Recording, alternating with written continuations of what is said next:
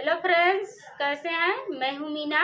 हमारे YouTube channel पे आप सभी का स्वागत है।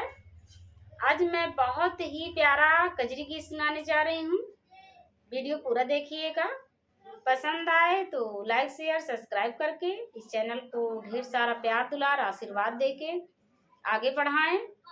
कमेंट में बताना कैसा लगा। राजा मोरे सुनी लेता मोरी एक बतिया, हम नाही हरवा जाबे ना। राजा मोरे सुनी लेता मोरी एक बतिया, हम नाही हरवा जाबे ना। गंगा भरी गई यमुना भरी गई, गंगा भरी गई यमुना भरी गई, कैसी धना जाबिउ नाई हरवाना, कैसे जाबिउ नाई हरवाना।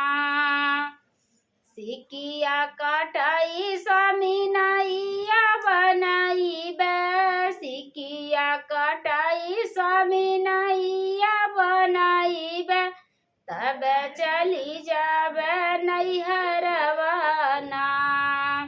राजा मोरे सुनी लेता मोरी एक बतिया, हम नाही हरवा जाबे ना। राजा मोरे सुनी लेता मोरी एक बतिया, हम नाही हरवा जाबे ना।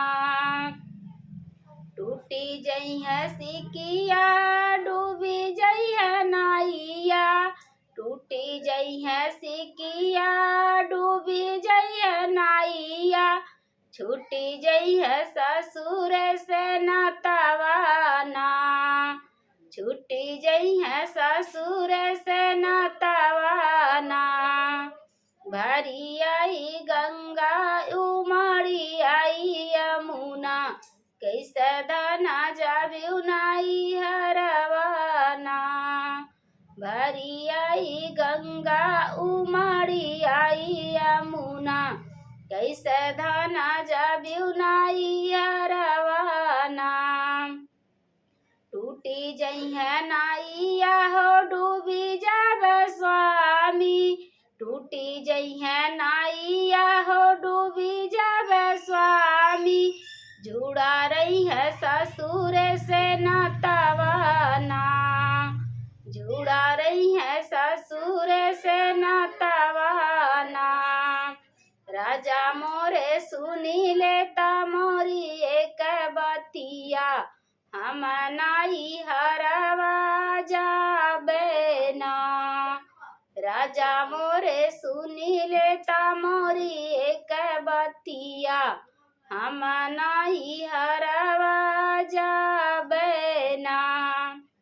हमारे नैहरे राजा लाहुरे बाइनिया, हमारे नैहरे राजा लाहुरे बाइनिया, ओ नाही से जुड़ी जई है नातावाना, ओ नाही से जुड़ी जई है नातावाना। राजा मोरे सुनी लेता मोरी एक बतिया, हम नाही हरवा जाबे ना। राजा मोरे सुनी लेता मोरी एक बतिया, हम नाही हरवा जाबे ना। हम काना चाही तहरी लाहुरी बाइनिया, हम काना चाही तहरी लाहुरी बाइनिया, तोरा संग उमर बिताऊबे ना, तोरा संग उमर बिताऊबे ना। भरी आई गंगा उमड़ी आई यमुना, कैसे धना जाबिउ नाई हरवाना। भरी आई गंगा उमड़ी आई यमुना, कैसे धना जाबिउ नहीं हरवाना। राजा मोरे सुनी लेता मोरी एक बतिया, हम नाई हरवा जाबे ना। राजा मोरे सुनी लेता मोरी एक बतिया, हम नाई हरवा जाबे ना।